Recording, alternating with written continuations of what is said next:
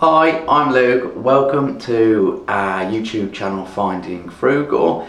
This channel looks to showcase how me and my family apply minimalism, frugality and simple living to our lives in order to minimise the things that don't matter to us so we can maximise the things that do.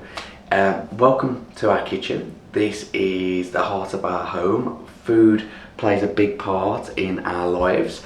And I know on a lot of the content that we've watched and what we read, food and keeping costs low and saving waste, those are real hot topics, and there's so many good tips out there. So I want to start showcasing what works for us. So today it is Sunday, it is almost the end of the month, and this has just been pay weekend. So what we're looking to do now is start to budget for next month's groceries, and that how we usually budget is £100 per week, so generally £400 per month. And before we go to the shops and start spending that £400, what we want to do is look at what we've got left in the house and really kind of maximise what we can do with that. So we save waste, we take more food into next month, and hopefully that means either we spend less in November or actually that spend can go elsewhere. So in front of me, I've just gone around the kitchen and I've looked in the cupboards, and we do this every week. So not just at the end of the month, we do it at the end of every week. We go through the fridge, the cupboards and all the perishables we have a look at and say, are we going to use them in the next couple of days? If not, how can we preserve them so we can use them in the future? So on the table here, we've got a leek, which is probably slightly past its best, but we can still do something with it. We've got a mixture of bell peppers and some red onions. We've got some mushrooms, and we've got half a loaf of bread. So I would say probably we've got maybe around about £3 to £4 worth of ingredients here. And these ingredients, if we don't eat them in the next couple of days, which we're not going to, or preserve them, then actually they're going to go in the bin, and that's £4 that we have spent that would be totally wasted. So actually what we want to do now is really not just preserve this food, but preserve that previous expenditure of £3 or £4 and take it into next month and make some fantastic nutritious meals as we go along with it. So really simple. There's different ways that we preserve. We ferment, we pickle, we freeze. In this video, this is all for the freezer. Real easy stuff to freeze. So we're gonna literally just chop all of these up, get them in some good old freezer bags and pop them in the freezer. Likely what we're going to do with them, we don't know.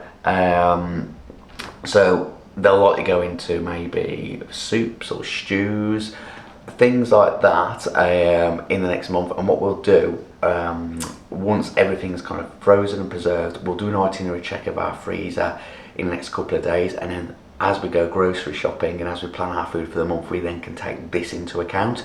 So no waste, previous expenditure has been saved, and actually should stop us spending more in the next month. So let's get chopping.